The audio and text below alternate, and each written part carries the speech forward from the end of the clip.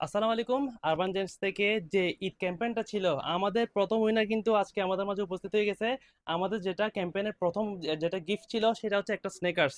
আমি সত্য দিয়েছিলাম কি স্নেকার্স আপনারা পছন্দ মতো নিতে পারবেন, যেখানে আপনার প্রথমে বিজয় যিনি হবে আর কি আমাদের এখান থেকে স্নেকার্স পছন্দ করে নেবেন। সো আজকে কিন্তু আমার অনেকদিন পর ওনার কিন্তু ওই দিন থেকে কল দিতে দিতে আজকে ফাইনালি উনি কল রিসিভ করছে এবং আজকে কিন্তু উনি গিফটটা নিতে আসছে।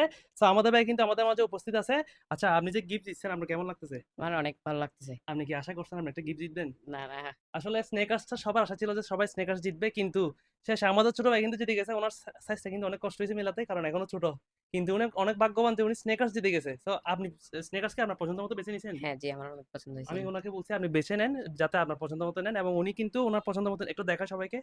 এটা হচ্ছে আমার স্নেকার্স, না এমনি এটা দেখালো হচ্ছে স্নেকার্স তো তোমার পছন্দের। এটা হচ্ছে আমাদের স্নেকার্স, উনি বুঝে নিছে। তো আমাদের প্রোডাক্টের কোয়ালিটি কেমন, মানে তোমার অনেক কেমন লাগে? ভালো কোয়ালিটি আপনাদের প্রোডাক্ট। আমাদের কাছে উনি সবসময় কিন্তু শপিং করে। সো আমাদের এই ছোট ভাই কিন্তু জিতে গেছে আমাদের এখানে ইনশাল্লাহ।